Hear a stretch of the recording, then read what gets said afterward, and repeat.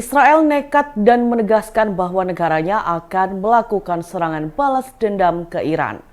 Mengetahui hal tersebut, Rusia murka dan membantu Iran dalam mempersiapkan diri menghalau serangan Israel. Dikutip dari tribunnews.com, Rusia diduga mengirim bantuan senjata untuk Teheran. Hal tersebut disampaikan oleh beberapa pejabat intelijen Amerika Serikat, Eropa, dan Arab. Mereka mengonfirmasi bahwa Rusia membekali Iran dengan pesawat tempur jet Sukhoi 35 dan teknologi artileri pertahanan udara atau Arhanut canggih. Pengiriman senjata canggih dari Rusia ke Iran ini disebut sebagai kerangka memperkuat hubungan antar kedua negara. Sayangnya, para pejabat itu tidak mengetahui jumlah jet dan sistem pertahanan udara yang diberikan Moskow kepada Iran. Namun teknologi Rusia itu disebut dapat mengubah Iran menjadi musuh yang lebih kuat bagi Israel. Tidak hanya itu saja, para pejabat mengatakan jika Rusia berjanji akan memberikan dukungan teknis berupa satelit mata-mata Iran. Mereka menambahkan bahwa kesepakatan antar dua negara menjadi bagian kerjasama yang lebih luas untuk mencakup produksi senjata dan pertukaran teknologi. Polda Metro Jaya menangkap pengemudi mobil Toyota Fortuner arogan dengan plat dinas TNI palsu yang menabrak mobil wartawan di Jalan Tol Jakarta Cikampek. Hal tersebut dikonfirmasi oleh Kabid Humas Polda Metro Jaya, Kombes Ade Ari Syam Indrari pada Rabu 17 April 2024. Ade belum menjelaskan lebih jauh mengenai kronologi penangkapan pengemudi Fortuner tersebut. Ia menjelaskan hal tersebut akan diungkapkan dalam konferensi pers. Namun berdasarkan informasi yang dihimpun, pengemudi Fortuner berinisial PWGA tersebut ditangkap di rumahnya di Bilangan Cempaka Putih, Jakarta Pusat pada Selasa 16 April 2024 lalu. PWGA viral di media sosial setelah mobil Toyota Fortuner berplat dinas TNI yang ia kemudikan menabrak kendaraan wartawan di Tol Jakarta Cikampek atau Japek. Dalam video akun Twitter @bundakos, terlihat pengemudi mobil Fortuner berplat dinas TNI itu adu mulut dengan pengendara lain. Pengemudi Fortuner itu bahkan sempat mengaku sebagai anggota TNI. Namun setelahnya, ia mengaku bahwa yang merupakan anggota TNI adalah sang kakak. Usut punya usut, plat dinas TNI dengan nomor registrasi 84337000 tersebut merupakan milik Marsda TNI Purnawirawan Asep Adang Supriyadi. Namun plat itu dipalsukan dan kemudian digunakan oleh pengemudi Fortuner tersebut. Asep pun menjelaskan nomor dinas itu merupakan nomor dinas kendaraan operasionalnya sehari-hari di Universitas Pertahanan Republik Indonesia sebagai guru besar sejak ia pensiun di tahun 2020. Selain itu, kendaraan yang ia gunakan dengan plat nomor dinas tersebut adalah Pajero Sport dan terdaftar dalam sistem, bukan Toyota Fortuner sebagaimana yang telah viral di video pemberitaan. Buntutnya, Asep juga turut melaporkan PWGA mengenai penggunaan plat dinas itu ke Polda Metro Jaya pada Minggu 14 April lalu. Ketua Umum PDI Perjuangan Megawati Soekarno Putri mengirim amicus curiae disertai tulisan tangan bertinta merah terkait sengketa Pilpres 2024 di Mahkamah Konstitusi. Surat tersebut diserahkan MK melalui Sekjen PDIP, Hasto Kristianto. Lantas inilah isi tulisan tangan bertinta merah dari Megawati untuk MK. Dikutip dari tribunnews.com, isi amicus curiae itu dibuat sendiri oleh Megawati. Hasto mengatakan Megawati menutup amicus curiae tersebut dengan tulisan tangan memakai tinta merah.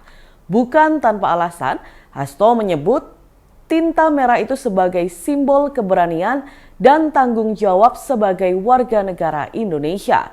Sekjen PDIP ini menyinggung perjuangan Kartini yang menjadi simbol emansipasi wanita.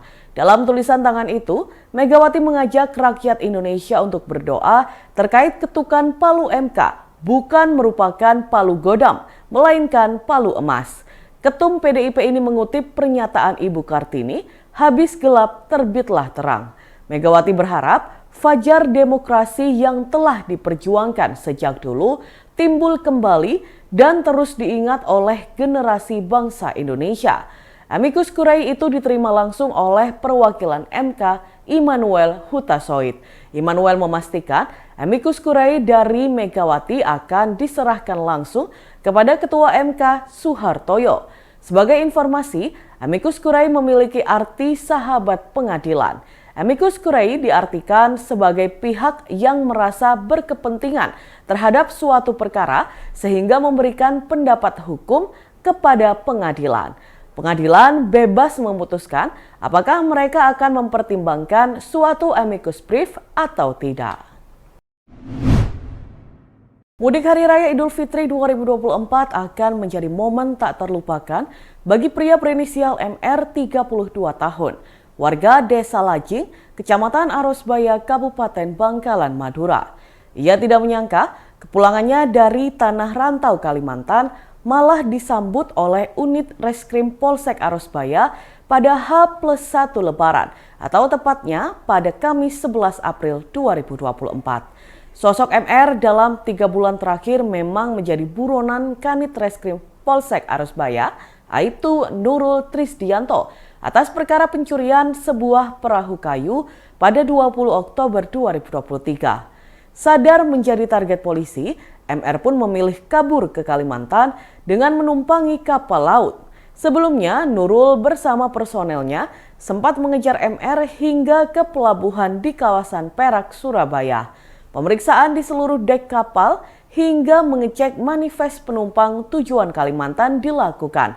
Namun keberadaan MR kala itu tidak ditemukan. Kapolsek Arosbaya Ibtu Sis Eko Purnomo menjelaskan pengejaran terhadap MR dilakukan setelah pihaknya melakukan serangkaian penyelidikan, termasuk mengumpulkan keterangan dari sejumlah saksi. Hasilnya, terduga pelaku pencurian perahu kayu itu mengerucut ke sosok MR. Kasus pencurian perahu kayu itu berawal ketika MR melalui media sosial Facebook mengetahui bahwa ada seseorang yang ingin menjual perahu. Pelaku kemudian tergerak untuk mengambil perahu lain dan menjualnya dengan kesepakatan tukar tambah. Dalam pemeriksaan, tersangka MR mengakui bahwa dirinya mengambil perahu kayu karena desakan ekonomi. Namun apapun alasannya, ia terancam kurungan pidana maksimal 5 tahun penjara, sebagaimana dirumuskan dalam pasal 362 KUHP tentang pencurian. Dan Tribuners, berikut kita simak bersama wawancara dengan Kapolsek Arosbaya Ibtu Sis Eko Purnomo. Pelaku pencurian itu atas nama tersangka M. Jadi dia mengambil perahu kayu dari Sungai Pojokan Lajing dan dia membawa ke wilayah lain, Lapis. Pada saat itu dia melakukan transaksi, diawali dia melihat Facebook. Di Facebook ada yang mau jual perahu. Pada saat dia tertarik melihat Facebook jual perahu, dia tergerak untuk mengambil perahu yang lain untuk tukar tambah, sehingga bisa mendapatkan hasil dari penjualan itu. Dia ditangkap ketika mudik ini dan ya? Jadi begini, pada saat kita melakukan investigasi, penyelidikan, upaya-upaya penggalian setelah adanya pengaduan, ternyata dari proses upaya kita menemukan sasarannya adalah terduga M. Kemudian setelah kita melakukan upaya-upaya pencarian, diduga dia merasa mengetahui bahwa dia sedang dicari dan dia lari ke Kalimantan. Pada saat Lebaran kemarin dia pulang kampung atau mudik. Di hari kedua setelah kita mendapatkan sumber informasi dari masyarakat, kemudian kita lakukan upaya penangkapan. Berapa lama DPO ini? 3 bulan. Dari Kalimantan karena dia merasa sedang dicari dan dia H+1. Jadi kita nangkapnya H+1 hari Lebaran kedua. Kurang dari 3 jam, pelaku maling motor yang berlokasi di parkiran supermarket berhasil ditangkap tim anti bandit Polsek Tenggilis Mejoyo, Polrestabes Surabaya pada Sabtu 13 April 2024 siang. Tersangka berinisial AM, 21 tahun, warga Mojo Gubeng, Surabaya yang bekerja sebagai pegawai lapak pisang keju.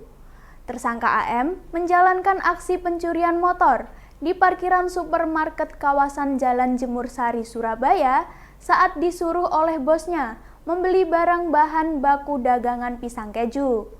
Kapolsek Tenggilis Mejoyo Polrestabes Surabaya, Kompol Masdawati Saragih mengatakan, tersangka AM menjalankan aksinya setelah melihat adanya kesempatan untuk mencuri motor.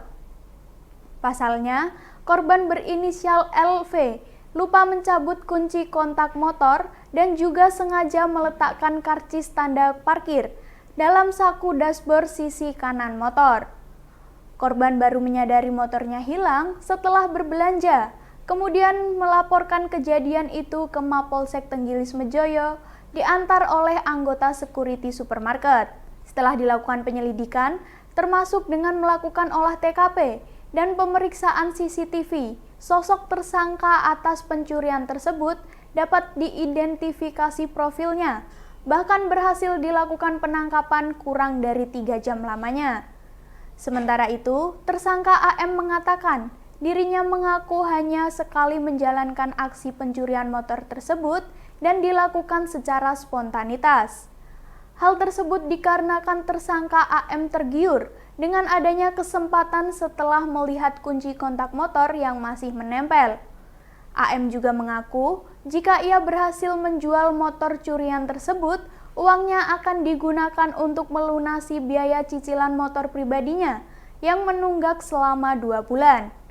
Di sisi lain, korban LV menyampaikan ucapan terima kasih kepada Kapolsek Tenggilis Mejoyo Polrestabes Surabaya, Kompol Masdawati Saragih yang berhasil menangkap pelaku pencurian motornya kurang dari 24 jam. Dan Tribuners, berikut kita simak bersama video wawancara dari tersangka, AM, dan Kapolsek Tenggilis Mejoyo Polrestabes Surabaya, Kompol Masdawati Saragih.